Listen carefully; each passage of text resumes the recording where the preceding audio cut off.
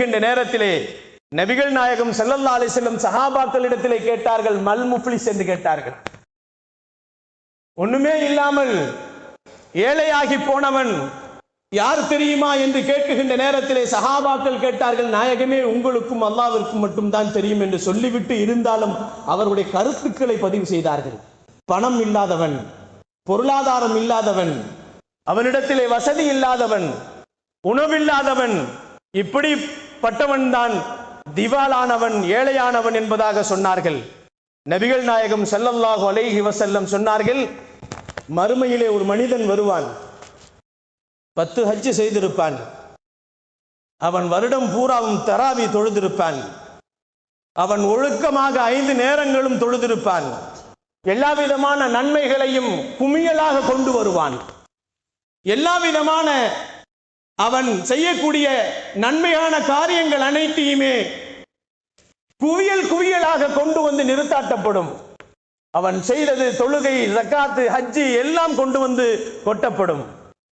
அதே நேரத்திலே அவன் ஒருவனை திட்டி இருப்பான், அவன் அடுத்தவரை அவதூறு பேசியிருப்பான், அல்லது அடுத்தவனுடைய பொருளை மோசடியாக தின்றிருப்பான், அநியாயமாக யாரையாவது கொலை செய்திருப்பான்.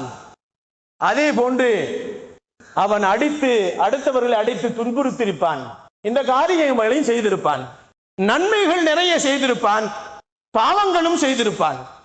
அந்த நேரத்திலே அல்லாஹு ஜல்ல ஷானஹு தஆலா பாவம் இழைக்கப்பட்டவர்கள், துன்பம் இழைக்கப்பட்டவர்கள் இவனுடைய நன்மைகளில் இருந்து பிரித்து கொடுக்கப்படும். எல்லா நன்மைகளும் அவனிடத்திலிருந்து காலியாகிவிடும். கடைசியாக இவனுக்கு பிரித்து கொடுப்பதற்கு நன்மைகள் எதுவும் இருக்காது. அப்பொழுது அல்லாஹ் இடத்திலே சொல்லப்படும், இவனிடத்திலே நன்மைகள் இல்லை என்று சொல்லுகின்ற நேரத்திலே மலக்குமார்களிடத்திலே சொல்லுவான், அல்லாஹ் பாதிக்கப்பட்டவர்களின் தீமைகளை இவன் தலையில் சுமத்துங்கள் என்பதாக சொல்லப்படும் என்று சொன்னார்கள். இவன் தான் முஃப்லிஸ் என்பதாக நபிகள் நாயகம் ஸல்லல்லாஹு அலைஹி வஸல்லம் அவர்கள் சொன்னார்கள்.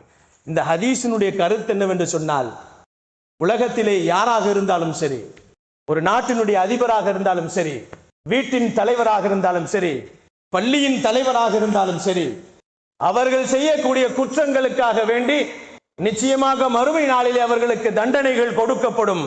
அவர்கள் செய்த நன்மைகள் எல்லாம் யாருக்காக வேண்டி அவர்கள் பாதிப்பை ஏற்படுத்தினார்களோ அவர்களுக்கு பிரித்து கொடுக்கப்படும்.